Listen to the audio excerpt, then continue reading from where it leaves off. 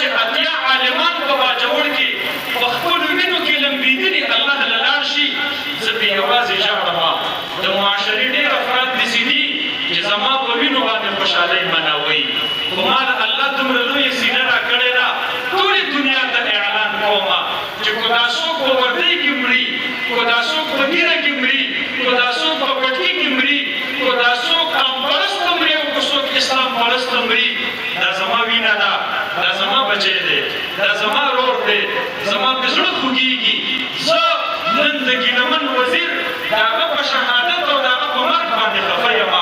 ما به ورسره اختلاف وي وینه زما پښتنه وینه ده وینه زما مؤمنه وینه ده زه خو دا وایم چې مولانا میرزا جان چې ممتدد د وزیرستان سره یې تعلق لرلو هغه مې خپل و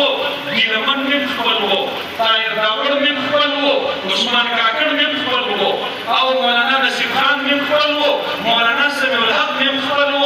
او کوم خلک چې هغه ما تقسیموي په دې نومونو کې مې تقسیموي په دې ډلو کې مې تقسیموي په جار باندې هغوی ته اعلان کومه وایم ورته مظلوم چې د پاکستان په کوم کوټ کې مري بلکې د پوره دنیا په کوم کوټ کې مري زه به په هغه باندې خپلې اوښکې څڅومه زه به د هغه سره خپل اظهار تعزیت او اظهار همدردي به ورسره کومه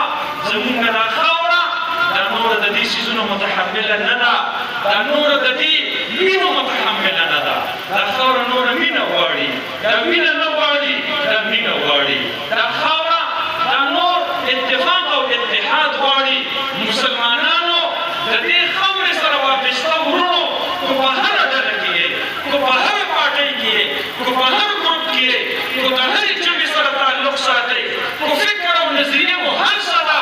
زما فقیر ملنګ دا آواز واورئ وطن کی فکر کرنا دا مصیبت آنے والی ہے تیری بربادیوں کے مشورے ہے آسمانوں میں نن زورور خلقو زما استاد وینو سودا کړې ده